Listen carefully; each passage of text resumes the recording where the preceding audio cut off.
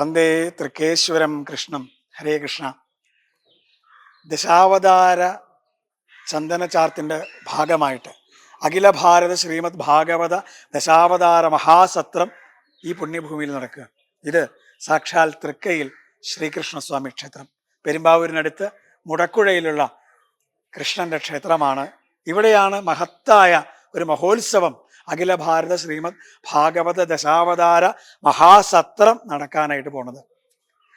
എങ്ങനെയുള്ള ആളാണ് ഈ കണ്ണൻ എന്നറിയണ്ടേ? അപ്പോഴല്ലേ ഈ ഭഗവാന്റെ അടുത്തേക്ക് ഓടി വരുന്ന ഭക്തജനങ്ങൾക്ക് ആ അനുഗ്രഹം സമ്പൂർണമായിട്ട് സഫലാവുള്ളൂ.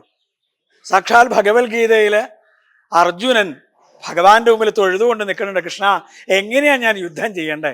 എൻ്റെ മുമ്പിൽ നിൽക്കണ ഈ മഹാരഥന്മാരോട് ഞാൻ എങ്ങനെ ഏറ്റുമുട്ടും എന്ന് ചോദിക്കുന്ന സമയത്ത് എനിക്ക് രാജ്യവും വേണ്ട, സുഖവും വേണ്ട, ഐശ്വര്യവും വേണ്ട എന്ന് പറഞ്ഞ് യുദ്ധത്തിൽ നിന്ന് പിന്മാറാൻ നിൽക്കുന്ന അർജുനന്റെ വിലാപം. അതിനു മുമ്പിൽ ഭഗവാൻ ഭക്തിയോഗത്തിലൂടെയും രാജയോഗത്തിലൂടെ ഒക്കെ അർജുനന് വേണ്ട ഉപദേശങ്ങളെല്ലാം കൊടുത്ത ശേഷം സാക്ഷാൽ ഭഗവാന്റെ വിരാട സ്വരൂപം 11-ാമത്തെ അധ്യായത്തില് കാട്ടിക്കൊടുക്കുകയാണ്. പ്രപഞ്ചം മുഴുവൻ നിറഞ്ഞു നിൽക്കുന്ന വിരാട സ്വരൂപം, അനേകായിരം മുഖങ്ങളോടുകൂടി നിൽക്കുന്ന ഭഗവാന്റെ സ്വരൂപം, ഏകാദശ രുദ്രന്മാര്, ദ്വാദശ ആദിത്യന്മാര്, അഷ്ടദിക്പാലകന്മാര്, ഇങ്ങനെയൊക്കെ ഉള്ളതായ ആ ഭഗവാന്റെ രൂപം ഇങ്ങനെ കണ്ട് വിസ്മയ ചകിതനായിട്ട് നിൽക്കുകയാണ് അർജുനൻ. തൊഴുതുകൊണ്ട് ആ ഭഗവാനെ സ്തുതിക്കുകയാണ്. ആ വിരാട സ്വരൂപത്തിലുള്ള ഭഗവാനാണ് മുടക്കുഴയിലെ, പെരുമ്പാവൂരിനടുത്തുള്ള മുടക്കുഴയിലുള്ള ഈ തൃക്കയിലെ ശ്രീകോവിലിനകത്ത് പ്രശോഭിച്ചു കൊണ്ടിരിക്കുന്ന സകല സജ്ജനങ്ങളെയും ഭക്തന്മാരെയും അനുഗ്രഹവർഷം ചൊരിഞ്ഞുകൊണ്ട് നിൽക്കുന്നത്. കഴിഞ്ഞ 25 വർഷമായിട്ട് ഇവിടെ ഭാഗവത സപ്താഹം നടക്കുന്നുണ്ട്. അതിന് തൊട്ട് മുമ്പിലത്തെ വർഷം ചന്ദനചാർത്ത്, ദശാവതാര ചന്ദനചാർത്ത് നടന്നു. ദശാവതാര ചന്ദനചാർത്തിന്റെ പ്രത്യേകത എന്താ? എല്ലാവർക്കും അറിയണതാണ്.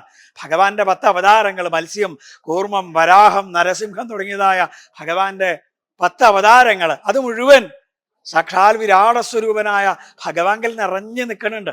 ആ രൂപങ്ങളെ ഓരോന്നിനായിട്ട് ആ സജ്ജനങ്ങളുടെ മുമ്പില്, ഭക്ത ശിരോമണികളുടെ മുമ്പില് അവർക്ക് മുഴുവൻ ആനന്ദത്തിന്റെ മഹോത്സവം പകർന്നു കൊടുത്തുകൊണ്ട് ഭഗവാൻ ശ്രീലകത്ത് വിരാജിക്കുകയാണ്. അപ്പൊ ചന്ദനചാർത്തി 25 വർഷം മുമ്പ് നടന്നു. അതിന്റെ തുടർച്ചയായിട്ട് എല്ലാ വർഷവും ആ ദശാവതാര ചന്ദനചാർത്തി നടക്കണു. പിറ്റേ വർഷം, അത് 25 വർഷങ്ങൾക്ക് മുമ്പ്, പിറ്റേ വർഷം ഈ ശ്രീകോവിലിന് മുമ്പിലുള്ള ചെറിയ സ്ഥലത്ത് വളരെ കുറച്ച് സജ്ജനങ്ങളെ സംഘടിപ്പിച്ചുകൊണ്ട് പദാനുപദം മധുരം നിറഞ്ഞു തുളുമ്പുന്ന പതേ പതേ അല്ലെ ആ ഭഗവാന്റെ ആനന്ദം ഭക്തന്മാർക്ക് വാരി വിതരണം ചെയ്യുന്ന അമൃത സമുദ്രത്തിന്റെ കല്ലോലങ്ങളെ ആളുകൾക്ക് കൊടുത്തുകൊണ്ട് 25 വർഷം മുമ്പ് ആരംഭിച്ച ആ ഭാഗവത സപ്താഹം തുടർന്നുകൊണ്ടിരിക്കുക. അപ്പൊ അത് 26-ാമത്തെ വർഷത്തിലേക്ക് കിടക്കണു ചന്ദനചാർത്ത്. അന്ന് ആരംഭിച്ച ആ ഭാഗവതത്തിന്റെ കല്ലോലകള് ഇന്ന് അഖില ഭാരത ശ്രീമദ് ഭാഗവത ദശാവതാര മഹാസത്രമായിട്ട് മാറുന്നു. അനവധി ആചാര്യന്മാര് ഇതിൽ പങ്കെടുക്കുന്നു. ഈ ജനുവരി 30-ാം തീയതി മുതൽ ആരംഭിക്കുകയാണ്. ഒരുപാട് ആചാര്യന്മാർ, റാവൽജി മുതലുള്ള ആളുകൾ, ചിദാനന്ദപുരി സ്വാമികൾ അടക്കമുള്ള ആളുകൾ, രാമനാഥൻ സാറിനെ പോലുള്ള ആളുകൾ, മൂക്കന്നൂർ ഹരിയെ പോലുള്ള ആളുകൾ, ഇങ്ങനെയുള്ള മഹാത്മാക്കളുടെ സാന്നിധ്യം കൊണ്ട്, അവരുടെ വൈഖരി കൊണ്ട് ഈ തൃക്കയിലെ ഓരോ മണൽത്തരികളും ഹരിനാമ ലഹരിയിൽ ആറാടാൻ പോവുകയാണ്. ലോകത്തിന്റെ വിവിധ ഭാഗങ്ങളിൽ നിന്ന് ഭക്തജനങ്ങൾ ഇവിടേക്ക് ഓടിയെത്താൻ പോവുകയാണ്. ഇവിടെ എന്തെല്ലാം പ്രത്യേകതകളാണുള്ളത്, എന്തെല്ലാം സവിശേഷതകളാണുള്ളത് എന്ന് ഭക്തജനങ്ങൾ ഇതിലൂടെ അറിയാൻ പോവുകയാണ്. ഭാഗവതത്തിലെ വ്യത്യസ്ത ഭാഗങ്ങളെ ആളുകൾക്ക് ആ ഭാഗവത സുധ പകർന്നു കൊടുക്കാൻ പോവുകയാണ്.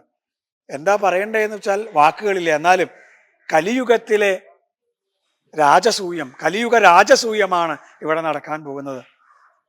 സാക്ഷാൽ വിശ്വമൂർത്തിയായിരിക്കുന്ന ഈ കണ്ണനോടൊപ്പം തന്നെ ദക്ഷിണാമൂർത്തിയും ഭഗവതിയും ഒക്കെ ഉണ്ട് ഇവിടെ. തൊട്ടടുത്ത് മനോഹരമായ ഒരു ക്ഷേത്രകുളമുണ്ട്. അവിടെ ദേവിയുടെ സാന്നിധ്യം പ്രസിദ്ധമാണ്. ആ ദേവിയുടെ വിഗ്രഹം വെക്കിയാലേ അങ്ങനെ ഒന്നുമില്ല. പക്ഷെ ആ ദേവി ആ ജലത്തിൽ സംഭൂതയാണെന്നാണ്. അതുകൊണ്ട് തന്നെ അവിടെ ഇഞ്ചയോ വാകയോ അതുപോലെ ചകിരിയോ സോപ്പോ മറ്റോ ഒന്നും ഉപയോഗിക്കാതെ ഭക്തജനങ്ങൾ കുളിക്കും. ആ അമ്മയെ പ്രാർത്ഥിച്ചുകൊണ്ട് ഈ വിരാട സ്വരൂപനായ ഭഗവാനെ ഉപാസിക്കാൻ വരണവരൊക്കെ ആ ഭഗവതിയും പ്രാർത്ഥിക്കാറുണ്ട്. സന്താനഗോപാലമൂർത്തിയുടെ ഭാവം ഇവിടെ ഉണ്ട്. സന്താനങ്ങൾ ഉണ്ടാവാൻ ഇത്രയും വിശേഷമായിട്ടൊരു വേറെ ക്ഷേത്രം ഉണ്ടോ ഇല്ലയെന്ന് അറിയില്ല. അപ്പൊ അത്രയും ഭക്തജനങ്ങൾ വന്ന് ഈ ഭഗവാനെ ഉപാസിക്കുന്നുണ്ട്. ഈ ക്ഷേത്രത്തിലാണ് സാക്ഷാൽ ഈ മഹാസത്രം നടക്കാൻ പോകുന്നത്. ലോകത്തിന്റെ വിവിധ ഭാഗങ്ങളിൽ നിന്ന് ഭക്തജനങ്ങൾ ഇവിടേക്ക് ഓടിയെത്താനായിട്ട് ഇനി ദിവസങ്ങൾ മാത്രമേ ഉള്ളൂ. പാലാഴി പോലെ ഈ ക്ഷേത്രം വൈകുണ്ഠം പോലെ, ഗോലോക വൃന്ദാവനം പോലെ ഈ മുടക്കുഴ കണ്ണന്റെ ശ്രീകോവിലും ഈ ക്ഷേത്ര പരിസരവും മാറാൻ പോവുകയാണ്. ഇവിടുത്തെ ഭക്തജനങ്ങൾ അതിനുവേണ്ടി തയ്യാറെടുത്ത് കഴിഞ്ഞു. അവർ കാപ്പ് കെട്ടി കഴിഞ്ഞു. ഇനി ഇഹവും പരവും മറന്ന് ഈ കണ്ണന്റെ നാമം ജപിച്ചുകൊണ്ട് ഹരേ കൃഷ്ണ കൃഷ്ണ കൃഷ്ണ ഹരേ ഹരേ, ഹരേ രാമ രാമ രാമ ഹരേ ഹരേ, ഈ നാമജപത്തിലൂടെ ഇവിടെ എല്ലാവരും നിറയാൻ പോവുകയാണ്. സാക്ഷാൽ ഗോലോകത്തിൽ എങ്ങനെയാണോ, വൃന്ദാവനത്തിൽ എങ്ങനെയാണോ ഗോപി ഗോപന്മാർ ഇഹവും പരവും മറന്ന് ആ കണ്ണന്റെ സേവയ്ക്ക് വേണ്ടി പുറപ്പെട്ടത്, അതുപോലെ ഇവിടെ ഓരോ ഭക്തജനങ്ങൾ മാറാൻ പോവുകയാണ്. കഥ എന്ന് പറഞ്ഞാൽ അത്ര മഹത്തരാണ്.